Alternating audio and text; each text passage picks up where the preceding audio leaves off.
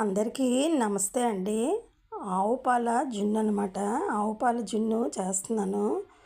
1 litre ఆవు పాలకి అర లీటర్ మామూలు పాలు పడతాయన్నమాట. మామూలు అదే గేదె పాలు అయితే ఎక్కువగా పడుతుంది. ఆవు పాలు కాబట్టి లీటర్కి అర లీటరే పడతాయన్నమాట. లీటర్కి అర లీటరు మామూలు పాలు వేసుకొని ఫస్ట్ పూట అయితే ఇలా ఉంటాయి. రెండో రోజు పాలైతే ఇంకా కలుపు పాలు వేయకూడదు. మామూలు డైరెక్ట్గా అలా పాల్లోని బెల్లము పంచదార వేసి పెట్టుకోవాలి. ఫస్ట్ రోజు పాలు అయితే ఇలా కొద్దిగా పాలు కలుపుకోవాలండి. పాలు కలుపుకొని అందులో బెల్లంతో చేస్తానన్నమాట. పంచదార కాకుండా బెల్లం జున్ను అంటేనే మా ఇంట్లో ఇష్టం. అందుకని బెల్లం తగినంత కలుపుకొని చూసుకోవాలి.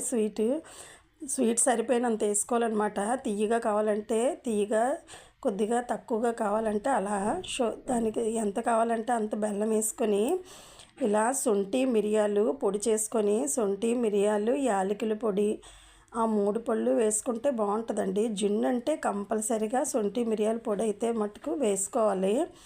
ఇలా శొంఠి మిరియాలు యాలకుల పొడి 3 వేసి బెల్లం వేసి 3 కలిపి బాగా అన్నీ బెల్లం కరిగే వరకు బాగా కలుపుకోవాలి. మొత్తం అన్నీ కలిసిపోయాక ఆఖరిని కొద్దిగా జీడిపప్పు పైన వేసుకుంటే బాగుంటుంది అన్నమాట. బాదం పప్పు జీడిపప్పు వేసుకొని చిన్న చిన్న ముక్కలుగా కట్ చేసి పైన మొత్తం అంతా కరిగిపోయాక వేసుకొని కుక్కర్లో పెట్టుకుంటే బాగుంటుందండి. కుక్కర్లో పెట్టుకున్న తర్వాత ఇలా మనం కుక్కర్ గిన్నెలో వాటర్ పోసి ఇది గిన్నెలో పోసి అన్ని మీద పెట్టి దాని మీద ప్లేట్ పెట్టుకోవాలి. ప్లేట్ కానీ పెట్టకపోతే అది పొంగి వాటర్ అంతా గిన్నెలో వస్తుంది, వాటర్లాగా అయిపోద్ది అనమాట. అందువల్ల కుక్కర్లో పెట్టినప్పుడు గిన్నె పెట్టి గిన్నె మీద మూత పెట్టి విజిల్ పెట్టకుండా ఏదైనా పళ్ళెం ఇలా కంచం కానీ ఏదైనా పెట్టుకొని ఇలా మ్యాక్సిమం 30 గంట, సిమ్లో అయితే 30 గంట ఉడుకుతుందండి. ఇది అలా మనం చూసుకోవాలి.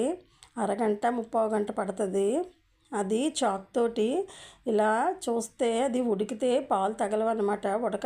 ఉడకపోతే పాలులా వస్తుంది స్పూను, ఉడికిపోతే ఇంకేటి రాదు. అదే అంచనా అన్నమాట.